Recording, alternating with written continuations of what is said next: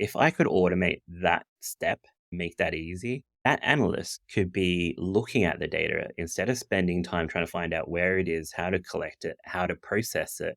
They could just be looking at it. They could be working out what the hacker is doing and providing that value back to the customer rather than spending all that time on what is relatively mundane tasks. And so this is what we want to automate. There's so much routine tasks around doing data capture processing from a forensics perspective that if we automate that, then people are going to be spending more time on the doing and actually getting the value out of why they do forensics in the first place.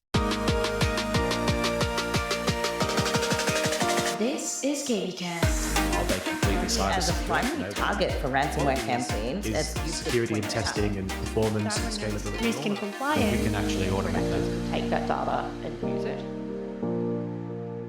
Joining me today is James Campbell, CEO and co-founder from Cado Security, and today we're discussing modern digital forensics. So James, thanks for joining and welcome. Yeah, thanks for having me. I appreciate it. So I want to start with your version of modern digital forensics. So what does this mean to you, James? To me, it's about making it more accessible and easier for people to do their job. So when I say do their job, I mean, so let's say if you have a detection or there's something suspicious going on your network, you should be able to go and investigate what's going on to the depth that you need in relatively short order and work out what's going on and whether or not it's something you need to get on top of pretty quickly.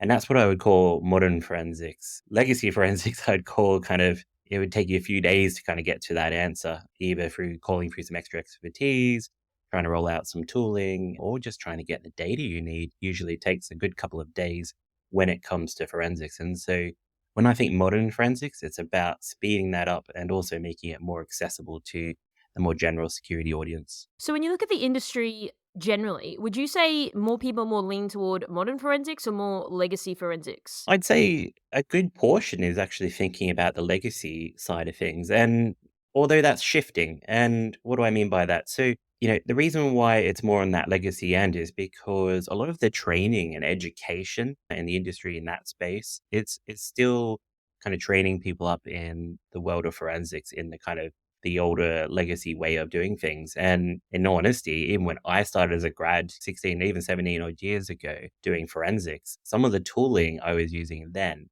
is still being used today and hasn't actually updated that much. And so part of that is just part of that education system, but it is updating, particularly with a lot of people moving to cloud and there's kind of new cloud technologies, AI, etc. There's a lot of people thinking about modernizing this space, and it certainly helps when you start with the education piece and kind of updating the curriculum and the tooling and the way of doing things. So you said 16, 17 years ago, the same type of tooling is still being used today. Why do you think people are using the same tooling? Because we're in cybersecurity, we're in technology, like sometimes tools become very passe very quickly. So I'm definitely surprised by that. Well, sometimes I am surprised by that, then the other times I'm like, I'm not so surprised by that. But what are your thoughts? Yeah, so I think the one interesting thing is, and to reflect on another part of the security industry, if you have a look at the detection space, right? So kind of 16 odd years ago, I used to work for the Australian Signals Directorate. And when we used to go out and talk to government agencies or even industry, we'd be saying, hey, what AV do you use? Like, what antivirus do you use? But if you did that today, you wouldn't ask the question, would you? You'd be saying, what XDR do you use? Or what EDR do you use? You'd just assume they already have some form of protection. But while that kind of industry has really kind of modernized and changed pace quite a fair bit, when it comes to the kind of post detection, so kind of like investigation element, when after you've had that detection with your EDR or XDR now, people don't tend to have an answer what's next. And that's because the legacy space of forensics is it's slow and it's hard and it requires quite a lot of skill set. And so it's only been traditionally handled by a small few, albeit that group has been growing and growing and it's a great community, but it's hard to kind of dive deep. And I think part of that is being, kind of sticking with what you know. And certainly myself, even a few years ago, before I started Cado, I was still using tooling which I started my career in. And it was because it's what I knew and it's how I was taught. And again, I think it's through that education piece and kind of new modern tooling coming out that we can kind of shake up the industry here and make it a little bit more accessible. And so that's kind of what we're here for and what we're all about. So you said before, James, you said it's slow and it's hard. What about it makes it slow and hard from your point of view? Yeah, so I think it's about the kind of I think in the first instance, it's about understanding what data you need to capture. And usually that alone, just trying to work out where the data is, getting access to the data you need. And like the kind of, when I say data, I mean like you might need a whole hard drive. Like you might need to work out where that server is and like where it's plugged into, who has access to it, and how do I get access to it. And then I need to make a clone of that whole server before I can start doing my investigation. And now that's quite a big uplift. Like that's you have to go find the right people, you have to go work out where this system is, you have to work out the right permissions, and then finally you've got access to the data. And then you've got to go ahead and make a copy of all this. And then I can start my investigation. And so that kind of legwork to just start looking in deep at the data usually takes a good couple of days to do. But by then the hackers have thoroughly probably moved on and doing other things.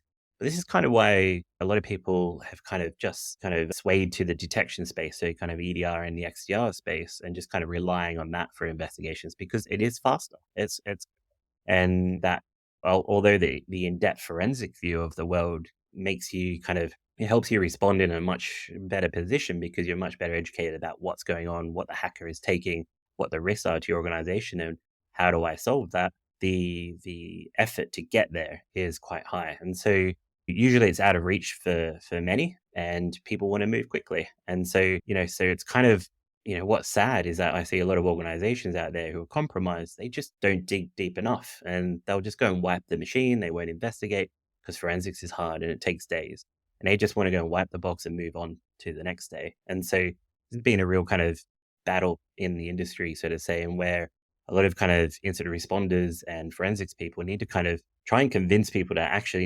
spending the time on forensics and diving in deep and doing it properly is going to be worth your while at the end of the day. Well, isn't that what forensics is? Diving in deep. So why would Diving in deep. people be hesitant to digging deep and exploring a bit more and investigating a bit more? Why would people go, okay, we'll just wipe it clean and move on? Where do you think that comes from? Does that come from executives saying, okay, we're to move on now? You're spending too much time. Where does that Yeah, sort of mindset come from? yeah, a lot of it does come down to costs. I think a good example would be I did a job once in Europe where it was an Iranian APT threat group and compromised an organization, and we had to go and collect 80 different systems. Now, it took us over a month to do. And so while that was the right thing to do, taking a month to do that just to collect the data, it's not even analyzing and processing it, right? That's a long time for a hacker to be running around and for you not to be doing something about it. And so naturally, there's got to be a nice balance between getting enough information or enough knowledge and then start actually kicking the hackers off your network. And so you really kind of got to work on that balance. Unfortunately, when it comes to like regulation and legal stuff, well, fortunately or unfortunately, depending on which side of the fence you're on, you do kind of have to do that thorough investigation because you do have to understand what the risk is, what data was taken, are there other backdoors we don't know about, etc. And quite often a forensic investigation reveals that. But I guess what we need to do is start closing the gap. Like it shouldn't be taking us a month. It should be taking us hours or days at worst case scenario to get that data and to start actually providing some meaningful information back. And this is why the industry itself it needs to modernize and it needs to play catch up and make this an everyday thing, not a every now and then thing when we have the time. Okay, so let's talk about then automation. I mean, it's probably in line with what you said before that Mm. this space is slow and it's hard. So obviously, automation is going to increase the velocity and the speed of when it comes to digital forensics and digging a bit Yep. deeper, etc. So, talk to me a little bit more about your view then on this front, considering everything we've already spoken about already around things being arduous and a little bit monotonous and a bit slower. Yeah, look, I think a big part about making security tooling more accessible is largely been around automation and kind of doing a lot of letting technology do a lot of the heavy lifting. So an analyst or someone who works in security can focus on the important bits, or you use technology to kind of raise bubble risk to the top so they can see it and it's obvious to them and they can do something about it sooner. And I guess particularly in the forensics game, automation is really key to helping us speed things up.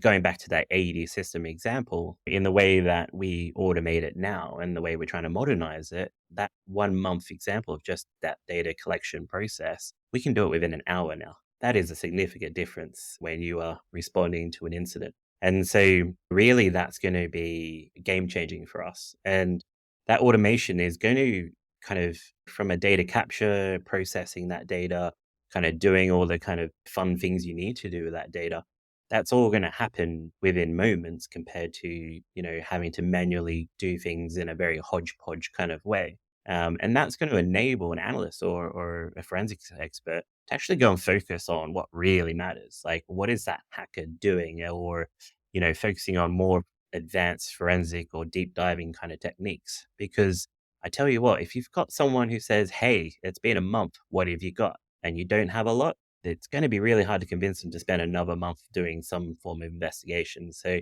if we can kind of speed up the kind of that data collection and the processing and all the kind of routine tasks, which definitely comes with the world of forensics, then analysts can kind of focus more on the doing, kind of chasing the bad guys, and also learning more as well, and spending time on the more advanced problems. Okay, so there's a couple of things in there I want to ask you a few more questions on. So you said before Yeah. hodgepodge. So Yes. what does Not the that look technical like? term.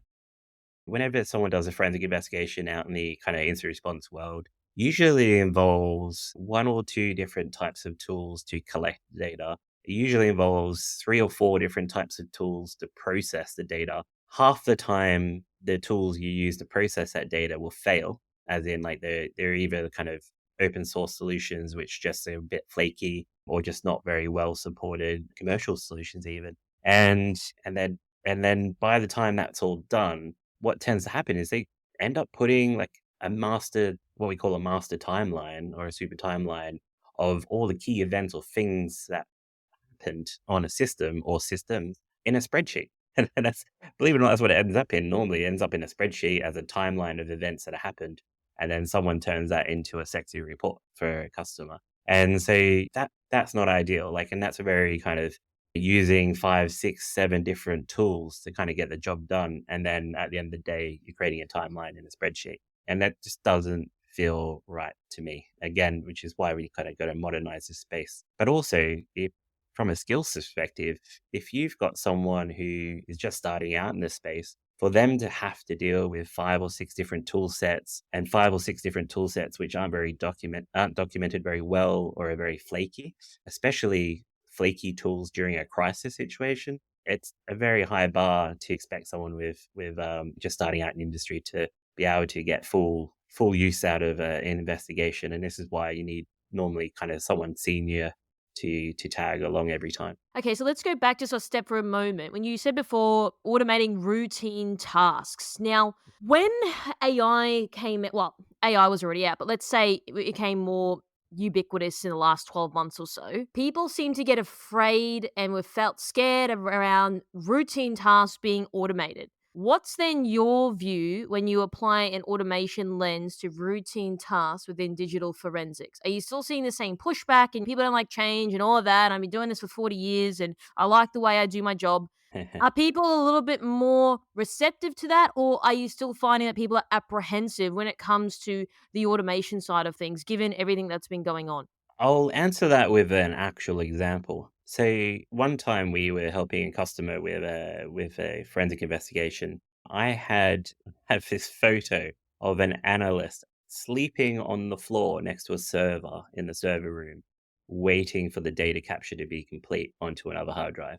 Now, this is a normal scene for this space because unfortunately it just takes a while. And if you're physically doing it, you kind of got to be there and you got to maintain kind of forensic integrity and keep an eye on the data, create log files, etc. And it's a big process of that. And you know what? If I could automate that step, make that easy, that analyst could be looking at the data instead of spending time trying to find out where it is, how to collect it, how to process it. They could just be looking at it. They could be working out what the hacker is doing and providing that value back to the customer rather than spending all that time on what is relatively mundane tasks. And so this is what we want to automate. So I don't think we'll get, we'll certainly make it easier to kind of bubble up risk to the top. So, through detections and all this sort of stuff and raising things to an analyst. to empower them. But the first and foremost, there's so much routine tasks around doing data capture processing from a forensics perspective that if we automate that, then people are going to be spending more time on the doing and actually getting the value out of why they do forensics in the first place. Yeah, I totally hear what you're saying. So just a quick question. How long was that person asleep for? No comment. Well, it was at least a few hours. Oh my gosh. I think they're in the server room for about 8 hours at least, Oh my from memory. gosh. Yeah. So going back then on the value side of things, I do agree. You made a comment before saying, management or executives say, okay, well, you've been doing this for a month. What have you got? But look, I do understand the question because sometimes people asking the question may not understand it to the fidelity that's required because it is a very specialized area, etc. But a month, like these things can take a while to Yeah. really get to the root cause of it. So would you say that's sort of a naive question to ask, perhaps? Like a month. It's not like it's a year.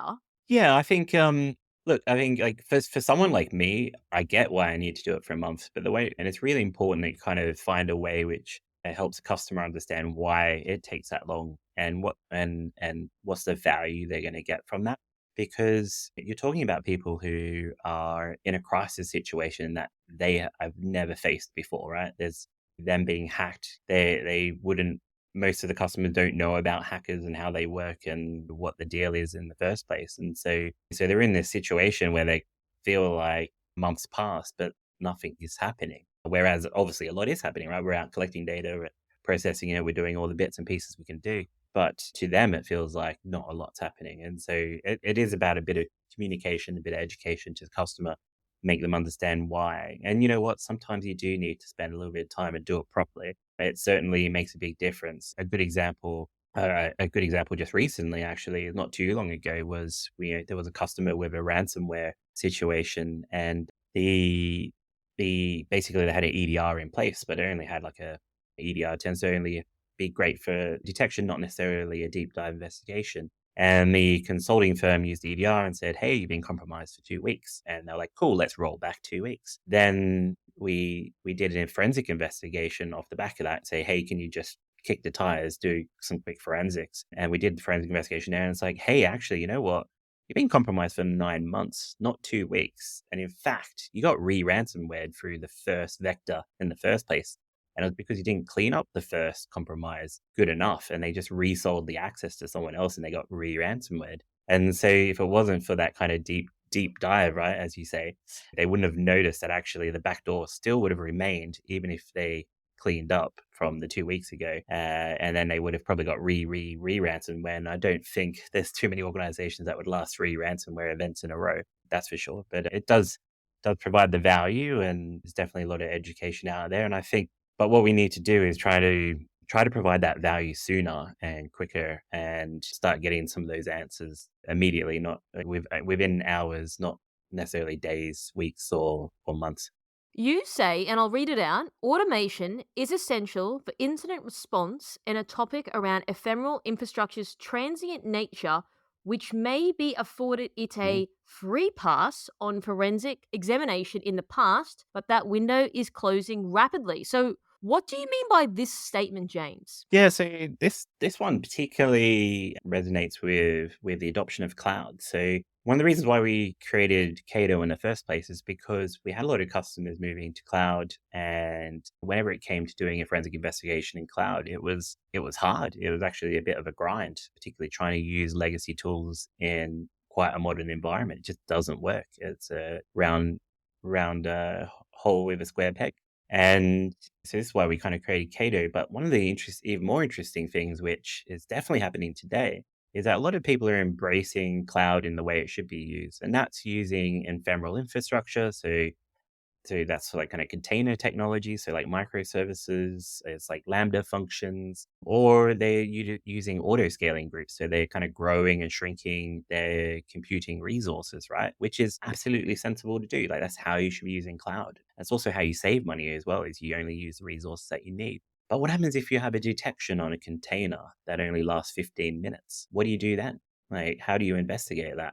By the time someone actually goes to investigate, one, they have to work out how the hell do you investigate in a container in the first place, which is a complicated thing. And two, if it's 15 minutes, chances are the data's gone. And so this is where there's a big risk right now where a lot of companies out there are using ephemeral infrastructure or auto scaling infrastructure, particularly in cloud.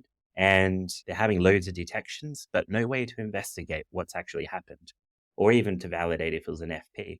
And so this is something that automation is essential for. So as an example, if you have a detection in container and you know it only lasts 15 minutes, you should have some automation baked in around that to make sure you go and grab the data once the detection has happened. Before that container spins down, you'll lose it for good. And then so you can retrospectively go back and work out, right, was this something we care about? How do we stop it in the future? So then would you say, based on what you're saying, which makes sense, this is something that people just aren't thinking about, perhaps? Because 15 minutes, it's not like 15 hours and then it's 15 minutes. Like, I mean, if they're That's not spinning long. this stuff up and down all the time, like that's a lot of stuff to be across and to think about. Absolutely. Yeah, it is. And I don't think a lot of people truly understand cloud yet. I think certainly some of the organizations we're dealing with now are starting to reach out and they're reaching that level of maturity and starting to understand the different risks that cloud brings to the table.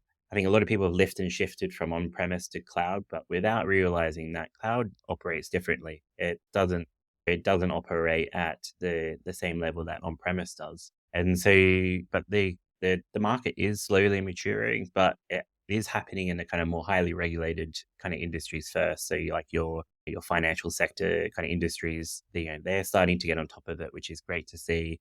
Tech industry as well is relatively mature there. But beyond that, there's quite a lot there where I'll talk to a CISO and I'll say, hey, cool, you've got the latest and greatest detection technology. And it says there's a suspicious IP address communicating from your containers running in AWS. It's like, what's next? Like, how do you verify what's going on there? And to be honest, most people can't answer that question. And so this is kind of a scary part about cloud and people's understanding of how ephemeral infrastructure works and the new risks it brings to the table. So it's a great technologies out there, but it does bring new risks to the table. And attackers are taking advantage of that because if an attacker knows the container is going to go in 15 minutes, then that's like someone doing anti-forensics for you, right? Like you can go in there, steal the data or steal credentials, and then the container's gone and there's no trace. This is a haven for hackers at the end of the day. And we definitely see hackers taking advantage of that. So then what happens now? So for people that you said ephemeral infrastructure, 15-minute containers, someone steals the data, then there's no way of doing the deep dive and having a look because it doesn't Yep. exist. So what happens then? Nothing unless you've got automation in place. So this is the scary part. There's one hacker group that we track called Team TNT, and they actually publicly have a website that they list how many systems they've compromised in the cloud at any one time. And it's been a long time since I've looked, but I think last time I looked, there was over 20,000 active systems compromised, primarily containers running in cloud at any one time. We run honeypotting infrastructure. We did one at RSA conference just to prove a point this year to show just one system, so one container running one service that was vulnerable and how often it would get compromised. And we ran a competition, I think it was 140 something times during the time of the conference. But basically, it worked out to be every 15 minutes, the one container got compromised. That's how quick it happens in the cloud if you have an open service, a misconfigured service, or a vulnerable service. And it's happening all the time. And so most organizations just don't even know they're compromised or have been compromised. There's so much yet to be uncovered. And it's only now people are starting to look or starting to realize this a little bit. We're starting to see more and more issues where attackers are taking advantage of this, such as stealing credentials, which gives them wider access to the cloud environment, getting access to databases that the containers have access to, just a few things to name there. Okay, this is really interesting, and this has caught my attention a bit more. So I was out with AWS the other day. They had a big media thing on, and obviously they work for AWS. So it's easy for these guys to say, well, of course we understand. I'm like, well, much to your point, Jane. I'm like, I still don't think a lot of people understand it at all. And my 200 episode was around just security of the cloud and then security within the cloud. So security of the cloud is obviously Yes. what cloud providers do, and then security within the cloud is what each customer then does. So back to your point around the 15 minutes, whose obligation should that be? Because if you look at the cloud providers, they're enabling these containers to every 15 minutes. Let's just go with that as an example. Now, technically, it should be the customer, but Yeah. Are cloud providers saying, hey, have you thought about this? Is that a conversation that is entering into the equation? Because again, a lot of customers are not cloud experts. So maybe they Mhm. are overlooking these things that you're touching on. So where does the responsibility start and stop? And are cloud providers telling people about the problems that you've just listed out here? I think it's certainly a combination of the two. Definitely, there are a lot of customers out there that don't truly understand the shared responsibility model. So where does the responsibility of the cloud provider versus, stop? And then where does it kick in for them, right? And I think there are a lot of misconceptions where people are like, cool, I'm running in the cloud now. Like I'm safe and secure. Someone else has got my back. And it's not the case, right? The cloud provider's responsibility is literally just basically to keep the underlying infrastructure secure. And they do go a little bit up and beyond. On the odd occasion, they'll send you a notification if something's been compromised and stuff. And so there is some element there, but it's not really their responsibility when you dig into it. I think to your point, certainly in the earlier days, like there wasn't a lot of documentation or there wasn't a lot of knowledge in the security space around cloud and the risks that it brings. And so, there was definitely a big gap there. And I think that's gotten a lot better, but it tends to have been a little bit on from the cloud companies trying to create a bit of awareness, which is great. But it's also from the community itself. So the community itself is, as I'm sure your security community is awesome when it comes to sharing knowledge and leaning on each other. And certainly we're seeing more of that now where people are talking about their experiences with risk in the cloud and the kind of threats that people are facing. And I think that's really helping with the awareness piece and getting your head around it. But it is still immensely complicated. And this is kind of going back to that automation point, right? Is if we can automate some of the complexity out of cloud, then people can do their day job. Just to give you one example, I had one guy come to me. He's an awesome guy, by the way. He works in the US for a big company. And he came to me and said, James, look, I've been doing cybersecurity for 20 years. I know how to pull a disk out of a server. I know how to look at net witness logs or whatever it might be. And he goes, but how the frick does a Kubernetes container work in AWS? Like, how do I even access and investigate that? Like, how do I do that? And he's like, there's not a lot of information out there around it. And he's like, I just want to look at system X. I want to be able to click a button and look at system X. Because I don't really care what type of technology it is. Like, that system has something suspicious going on it. It's a Linux-based system. I just want to look at it. And that's true. Like, they should just focus that, hey, something weird is going on with this system. Give me the logs or the system itself, and I'll look at it and work out what the risk is. I shouldn't have to be faffing about whether it's this type of container, that type of container, a Lambda function, an EC2 in this data region, Azure VM in this data region under this subscription number 5,622. That's just really complicating things. And so now you have a security industry, which now also have to become cloud experts as well. And that is a really tall ask of the industry, I think. And automation is going to be a big part about solving that kind of problem. Yeah, great point. And totally, that's understandable. A lot of people have come to me and said, look, I kind of still don't get this whole cloud thing. People have been in the space for a very long time. So you talked about on-prem and then let's talk about cloud. Would you say that doing digital forensics when it comes to cloud is significantly harder, more complex than on-prem? Yeah, I'd certainly say it is more complex. And the reason why I say that is because, and not to pick on AWS, just use as an example, but I think they have like 300 odd services alone. From a technology perspective, it probably is even more than that. And, that's a lot of different ways of doing things. And on top of that, it is so like, as an example, you might have, say, like a development environment, right, for a customer. And all the developers, of course, they've got root privileges because it's a developer environment, right? They get to play with whatever they like. And you know what? At a click of a button, they can spin up any type of system. It can even be like a high performance computing system or, a different type of database technology or serverless kind of technologies. And they can plug things in, they can spin them up, spin them down. They can do all these sorts of things. There's hundreds of different services, right? And they can do that at a click of a button. Doing that in on-prem is a lot harder to do. Like, you have to go and physically install a firewall. You have to go and make a router change. You have to do a whole bunch of things, which kind of made it harder to make these changes, right? And whereas cloud is kind of completely blown that out of the water. Now you've got an army of people who can turn things on and off. Hell, there's a checkbox, right, in AWS for like S3 buckets, right? You enable your S3 bucket to be public. You can't do that with on-prem. You can't just go, hey, Mm, my data on my laptop is now public. You have a gateway sure. normally that prevents that from happening. And it's a lot harder to make that come into fruition. And so I think cloud just does make it a lot more complex. It makes things happen significantly faster as well. So I think with on-premise, you have a little bit more control of what's going on. So where do you think we go from here now as an industry? Like even back to your example that we did sort of press on a lot, the 15-minute container that could appear Yep. every 15 minutes. That's a lot, right?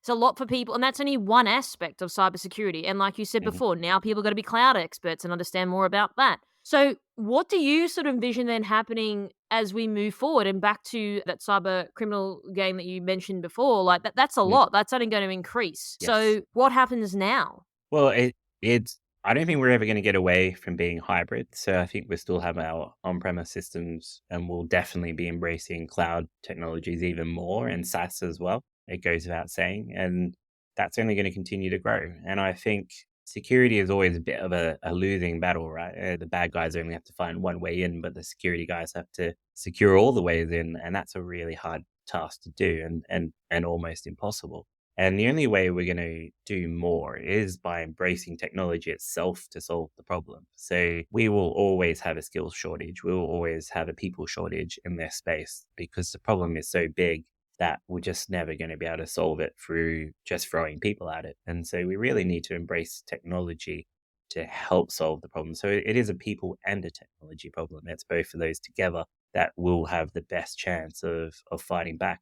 And then on top of that, it's definitely education as well. Is kind of how do we modernize education and how do we get people up to speed quicker when it comes to things like new cloud technologies and the risks that it brings, and how does it operate differently to on-premise? So when you talk about education, I do agree. Do you think there's just so many things every day? I mean, I'm at the coalfaces industry, and Mm. even I struggle sometimes to keep up. Like I'm speaking to people like you every day, and so I'm in a fortunate position where this is my job, but other people have actually got to do their day job, and then they've got to listen to this podcast to see, okay, well, what's James Campbell going on about? Yeah. So how do people then understand and keep up and be across it and feel like they're ahead of it as well as doing their day job? And I know it's hard, but I just think like even a decade ago when I started in this space, like things are significantly more. There's always something going on now, and there's always someone Mm. coming up with a new thing or a new problem.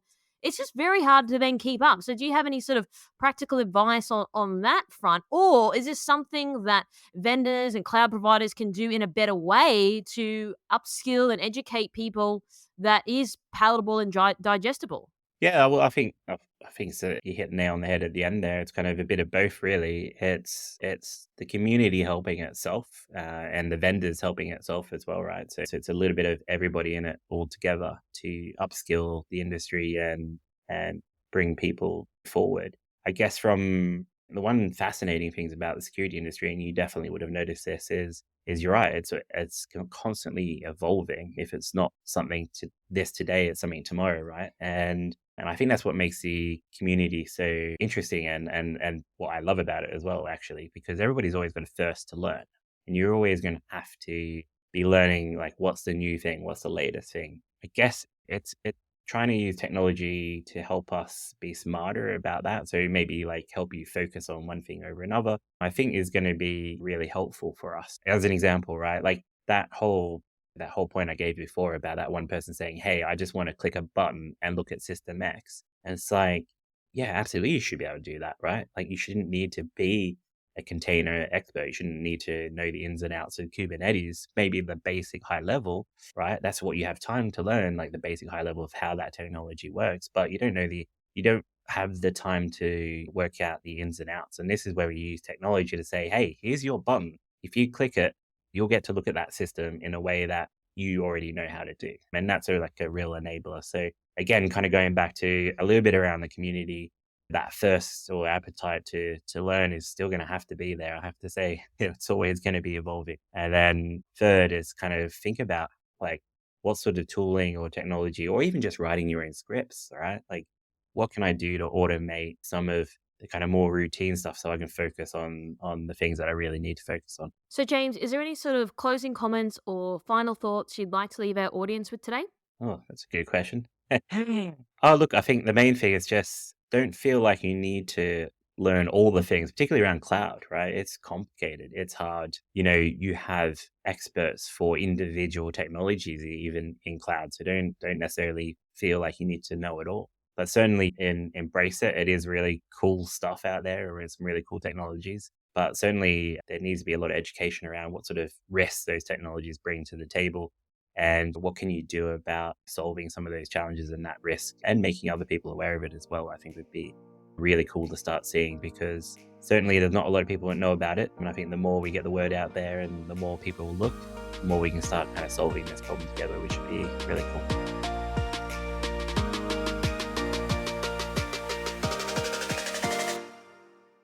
This is KBcast, the voice of cyber. Thanks for tuning in. For more industry-leading news and thought-provoking articles, visit kbi.media to get access today. This episode is brought to you by Mercsec, your smarter route to security talent. Mercsec's executive search has helped enterprise organizations find the right people from around the world since 2012. Their on-demand talent acquisition team helps startups and mid-sized businesses scale faster and more efficiently. Find out more at mercsec.com today.